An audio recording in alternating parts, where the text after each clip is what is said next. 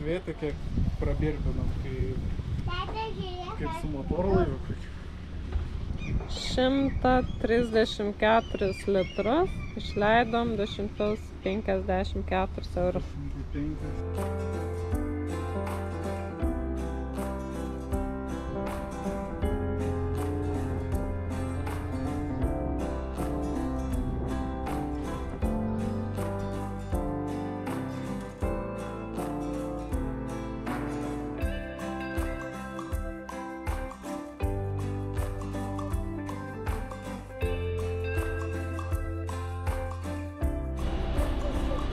Stovim Gelingatvinė, laukiam siuntinių. Turėjo dronas sparniukus atvežti. Gerai, ir dar Starlinką dalykų kažkokiu. Visą dieną leidžiam jau čia, 2 valandas dienos. Planavau, kad šiandien jau čia nebebūsim, plauksim į Kylio kanalą. Bet pasisuko reikalai, kad nepaliko siuntinio, tiesiog kurjeris. Jis taip nusprendė, kad man jo nereikia.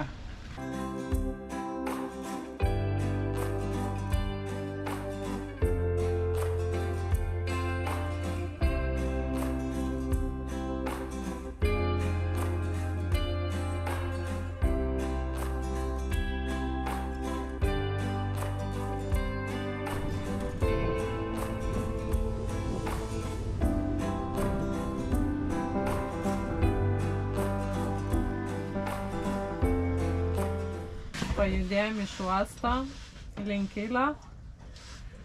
Geriausiu atveju 6 valandas kelio, bet taip nebus. Varysim ilgai, ten jaučiu kokią 12:01 tik finišuosim naktį. Nes planas plaukt su būrėm, vėjo nėra daug, bet planas gali ir keistis. Siuntinius visus gavom, ačiū Dievui, pagaliau, net nuotaika atsirado, nes visą dieną laukti, tai taip, nei eiti susimokėti už dar vieną naktį uoste, nei galvoti, kad plauksim, nieko nesupranti, ką daryti. Buvo biškį nesusipratim, bet dabar jau viską turim, ramiai, į Kylį ir važiuojam toliau, mūsų kelionė tęsiasi.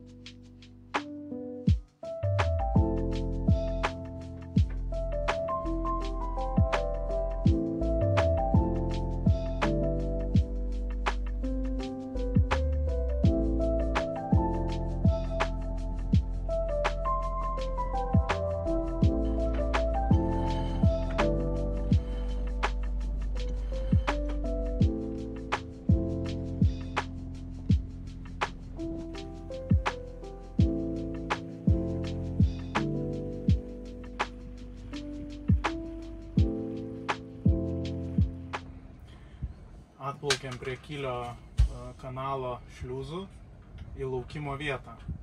Esu nusprendęs, kad bilietus pirksim šliuzo viduj. įplaukus iš Baltijos pusės tik įplauki, šliuzus pravarai ir po dešinę pusę pirmas pontonas, ten yra stotelė susimokėti mokesčiui. Plaukiam jau į šliuzą, švartuosimės dešiniu bortu ir pažiūrėsim, kaip mums ten seksis, ne? Šitam šliuzę plaukiu ne pirmą kartą, nesu plaukęs, bet nieko neatsimenu, kaip ten kas vyko.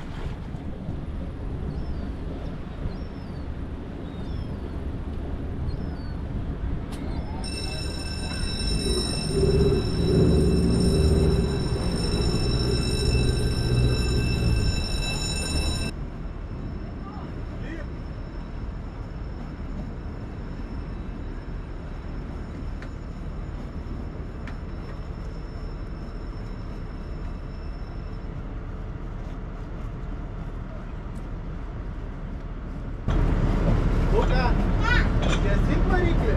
Gerai.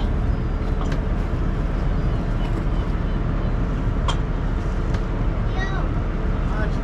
Nusileidom kokius 30 cm. Ne juokas čia. Rimta. Tai einam atsirišim ir plauksim. Jau atsidarinėja lokas, matosi turbūt.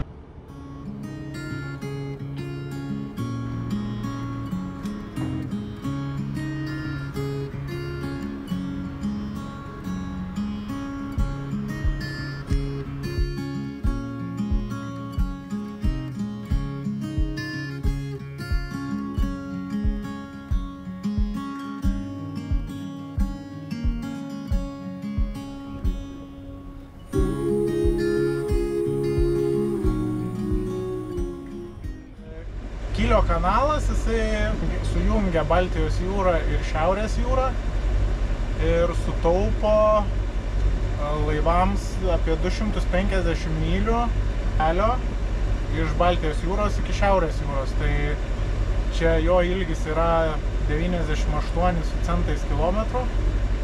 Mokestis už mūsų laivą 3-9 pėdų buvo 18 eurų, kas labai maloniai nustebino. Turim galimybę dabar 3 paras plaukti šituo kanalu. Šiandien nakvosim 20 ten kelios mylios nuo starto, o rytoj bandysim praplaukti visą likusią dalį. Ir tada iš karto tiesiai iš Elbės šluosim į Helgolandą, nes palankus vėjas. Nu, tada matysim.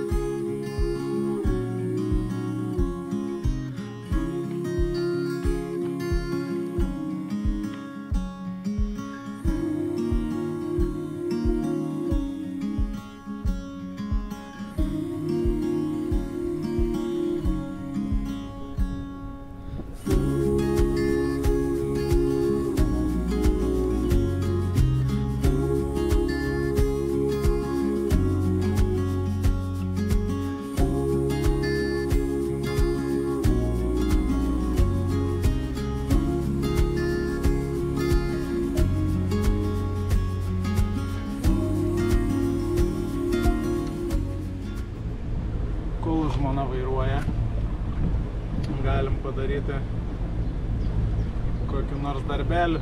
Tai dėsiu markę ant virvės galo.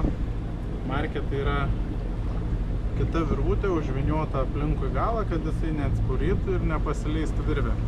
Labai nesudėtingai yra dedama, tik tai jos būna pas buriuotojus nesudėtos dėl to, kad nebūna įkvėpimo. Naudojasi progą ir sudėsiu tas markutes kai kur ir bus gražus galai. Kai jau galvoju, kad užtenka, reikia gražiai nupjauti. Šiuo atveju aš nudeginsiu,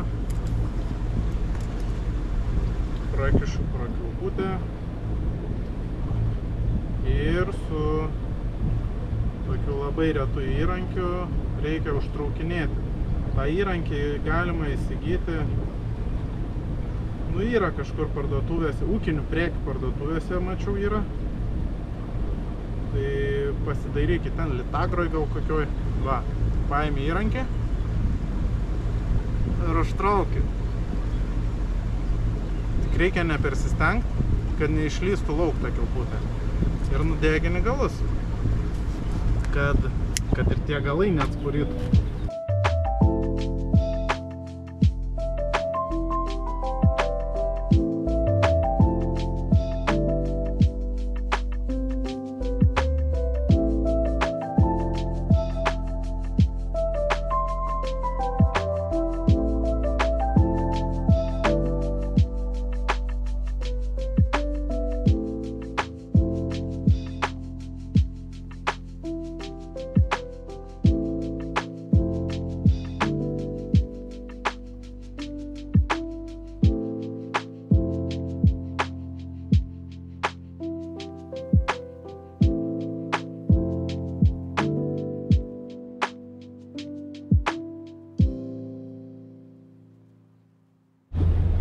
Netoli šliuzo. Atplaukėm jau.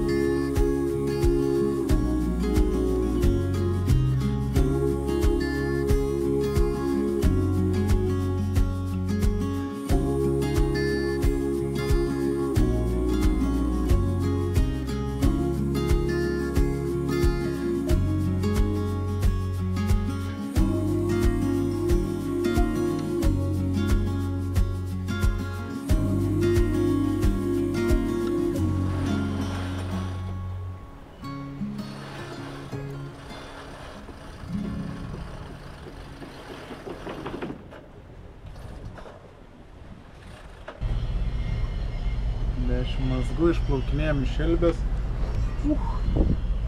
Taip įdomu buriuot čia. Tie potiniai atoslogiai fainus dalykus. Sukuriukai visokie, dar praplaukiant parodysiu, kaip atrodo srovė, pabandysiu pro pat boją praplaukti. Artėjom prie bojos. O, kaip jin ten atrodo. Nu, galėčiau pasakyti, kad prie tokių greičių galim ir įprast. O, normaliai šniuojam. Uhuhu. O.